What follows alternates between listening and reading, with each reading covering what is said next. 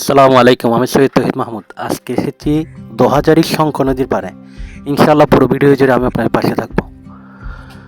Please আমার চ্যানেলটি subscribe করে পাশে থাকবেন। ভোরের নরম আলো আর নদীর শান্ত ঢেউ। এই নদী শুধু পানি বয়ে আনে না, বয়ে আনে জীবনের আশা। নদীর বুক থেকেই জন্ম নেয় উর্বর মাটি, যেখানে বিষ পড়লে জন্ম নেয় স্বপ্ন। এই হাতগুলো মাটির সাথে লড়ে, রোদ বৃষ্টি সহ্য করে, তবুও হাসি মুখে ফলায় শস্য। নদীর পানি আর কৃষকের ঘাম, এই দুই মিলে তৈরি হয় জীবনের খাদ্য। হাওয়ার সাথে দুলতে থাকা শীষগুলো যেন বলে, পরিশ্রম কখনো ব্যথা যায় না। এই সোনালি রং, এটা শুধু ফসল নয়, এটা বেঁচে থাকার গল্প। নদী যেমন চলে তার পথে পথে, মানুষের তেমনি পরিশ্রম করে তার জীবনের পথে। এই নদী, এই মাটি, এই মানুষ, এটাই আমাদের গ্রাম বাংলা, এটাই আমাদের শেকড়। এই নদীটা কারোর জন্মই নয়, তবু সবার জীবনের অংশ।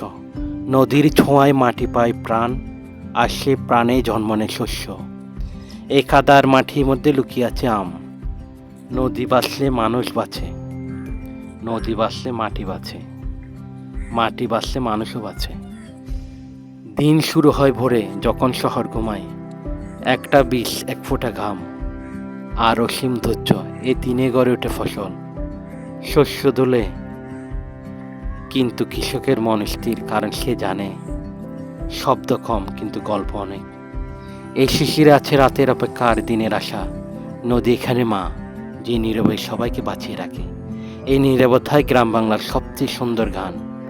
এই মাটি আমাদের পরিচয়। নদীর তীরে জন্ম নেয় শুধু শস্য নয়, জন্ম নেয় চরিত্র। এই চোখে আছে ক্লান্তি, তবু আছে অদ্ভুত এক শান্তি, কারণ সে জানে মাটির সাথে থাকলে মানুষ কখনো হারায় না। নদীর কূলে শুরু হয় জীবনের পাঠ। এই মাটিতে নেই কোনো